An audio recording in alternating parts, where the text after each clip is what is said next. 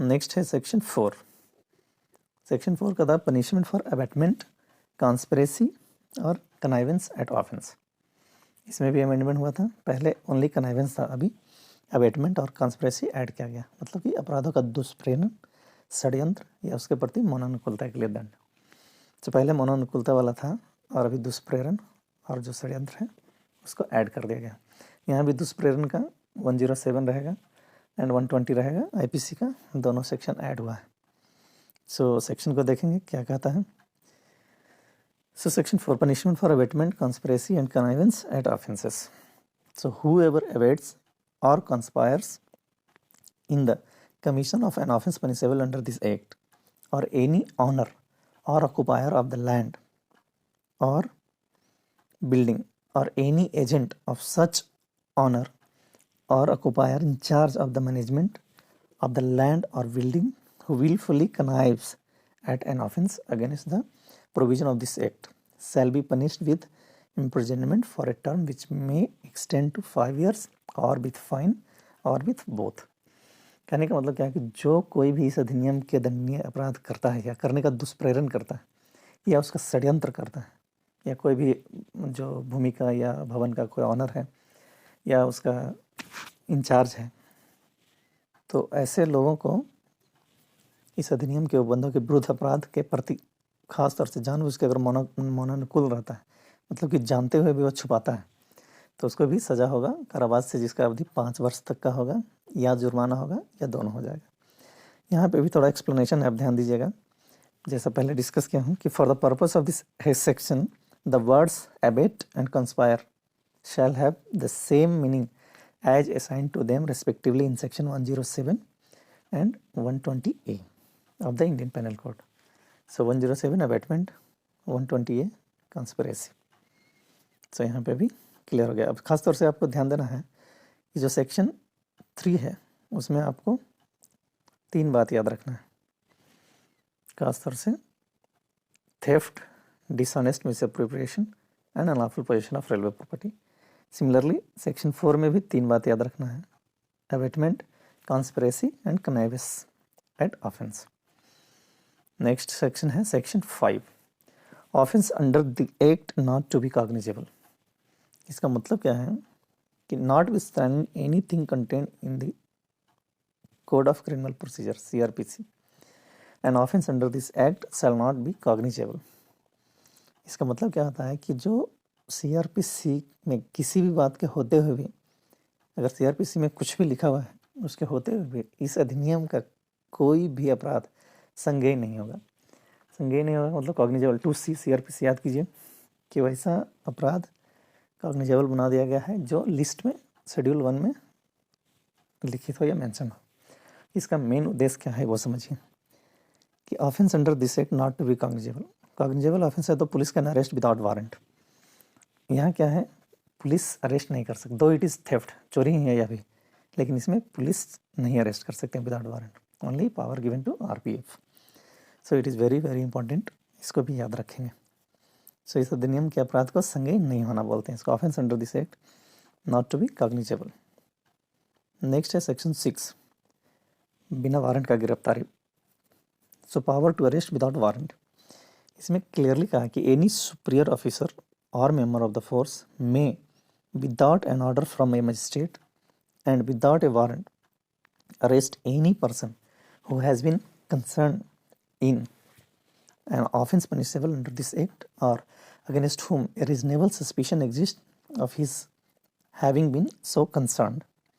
कहने का मतलब है कि कोई भी वरिष्ठ अधिकारी या बल का कोई भी सदस्य किसी भी मजिस्ट्रेट के बिना आदेश के और किसी वारंट के बिना किसी भी व्यक्ति को गिरफ्तार कर सकेगा जो इस अधिनियम के दंडनीय अपराध में संबंध रहा होगा या उसके विरुद्ध संबंध रहने का उचित संदेह हो, संदेह भी रहा तो आप इसको अरेस्ट कर सकते हैं। It is also very very important, power to arrest without warrant, section 6। And section 7 है डिस्पोजल ऑफ पर्सन अरेस्टेड। इसका मतलब क्या है कि गिरफ्तार किए गए व्यक्तियों के संबंध में कार्रवाई। सो यह है स्टाफ के लिए। एक बार देखते हैं कि every person arrested for an offence punishable under this act shell, if the arrest was made by a person other than officer of the force, be forwarded without delay to the nearest officer of the force. अगर इस अधिनियम के तहत किसी अपराधी को पकड़ा गया है और पकड़ने वाला व्यक्ति अगर बल अधिकारी से अलग है, मतलब कि एएसआई से नीचे है या कोई दूसरा है, तो उनका मुख्य कर्तव्य यह है कि तुरंत बिना विलंब किए हुए निकटतम बल अधिकारी के पास उस एक्यूज को भेज दें ताकि जांच किया जा सके, आगे का कार्रवाई किया जा सके। एंड नेक्स्ट है section 8, inquiry how to be made. इसमें भी अमेंडमेंट हुआ है। सो इसको थोड़ा ध्यान से देखेंगे, यह बहुत ही महत्वपूर्ण है। और हम लोग इंक्वायरी कैसे करते हैं, तो सेक्शन 8 के तहत ही करते हैं। So when an officer of the force receives information about the commission of an offence, यही वर्ड ऐड हुआ है, इंफॉर्मेशन। सूचना मिलने पे ही आप जांच स्टार्ट कर सकते हैं।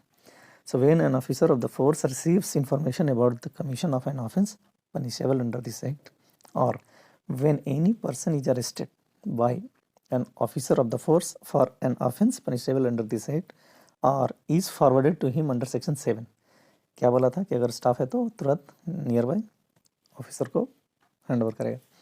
सो forwarded under section 7, he shall proceed to inquire into the charge against such person। so either सूचना मिलता है और अगर अरेस्ट कर लेते हैं या कोई आपका स्टाफ उसको आपके पास हैंड ओवर करता है तो इमीडिएटली स्टार्ट कर सकते हैं इंक्वायरी। इसी का सबसेक्शन 2 है कि for this purpose the officer of the force may exercise the same power and shall be subjected to same provisions as the officer in charge of a police station may exercise and is subject to under the code of criminal procedure when investigating a cognizable case। so इसका बल अधिकारी को वह power दिया गया, वह शक्ति दिया गया है कि जो सीआरपीसी में कोई पुलिस का, जो सीआरपीसी में दिया गया हो कि पुलिस का इंचार्ज जो है ऑफिसर क्या जांच करता है, कैसे जांच करता है, क्या उसके लिए उपबंध है, वह सेम इनको भी मिलेगा। सिर्फ सब्जेक्ट टू ध्यान यह रहना कि वह सीआरपीसी के अधीन रहे बस। हालांकि कुछ बातें हैं, provided that if the officer of the force is of opinion that there is sufficient evidence और reasonable ground of suspicion against the accused person, he shall either admit him, मतलब अरेस्ट कर लेगा, और to bail to appear before a magistrate having jurisdiction in this case or forwarded him in custody of such magistrate। तो ऐसा 2 बात बोला, परंतु यदि बल अधिकारी को ऐसा लगे कि उसके विरुद्ध साक्ष्य जो भी है वो पर्याप्त है और अगर संदेह उसको समुचित आधार है कि वो आदमी को छोड़ दिया जाना चाहिए, बेल दे दिया जाना चाहिए, तो आप बेल दे सकता है और अरेस्ट कर सकता है और किसी मजिस्ट्रेट के पास उनको जुडिशल रिमांड के लिए भेज सकता है। बी है कि if it appears to the officer of the force that there is not sufficient evidence or reasonable ground of suspicion against the accused person, he shall release the accused person on his executing a bond with or without surety as the officer of the force may direct to appear, if and when so required before the magistrate having jurisdiction, and shall make a full report of all particulars of the case to his superior official supervisor या superior officers। so, यदि बल अधिकारी को ऐसा लगता है या प्रतीत होता है कि अभियुक्त के पास साक्ष्य या संदेह का समुचित आधार नहीं है, तो वह जो मजिस्ट्रेट है उनके समक्ष या वैसे अपेक्षा किया जाएगा कि हाजिर होने के लिए उनको बॉन्ड पे या बॉन्ड रहित, जैसा कि बल अधिकारी सोचें या उनको संज्ञान हो, निर्देश दें कि आप बॉन्ड को निष्पादित करें। सो मजिस्ट्रेट हैविंग जुडिक्शन एंड उसका फुल रिपोर्ट अपने वरिष्ठ अधिकारी को पूरा डिटेल में दे देंगे कि क्यों उनको छोड़ा गया या क्या बेल पे छोड़ा गया या विदाउट बॉन्ड या बॉन्ड के साथ छोड़ा गया। एंड सेक्शन 9 है power to summon persons to give evidence and to produce document. So साक्ष्य देने के लिए, दस्तावेज पेश करने के लिए किसी भी व्यक्ति को सम्मन कर सकते हैं, इसका सख्ती दिया गया है सेक्शन 9 में।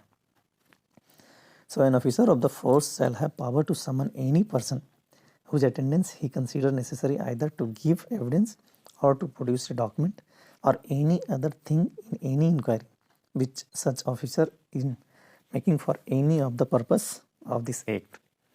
किसी भी बल अधिकारी को किसी ऐसे व्यक्ति को सम्मन करने की शक्ति होगी जिसकी हाजिरी वह किसी जांच में जो वह अधिकारी इस अधिनियम में खासतौर से आरपीपी के किसी प्रयोजन के लिए कर रहा है, तो साक्ष्य देने के लिए या दस्तावेज पेश करने के लिए या किसी अन्य चीज़ पेश करने के लिए उसको सम्मन कर सकता है, बुला सकता है। एंड दूसरा है ए सम्मन्स टू प्रोड्यूस डॉक्यूमेंट और other things may be for the production of certain specified document or things or for the production of all document or things of a certain description in the possession or under the control of person summoned।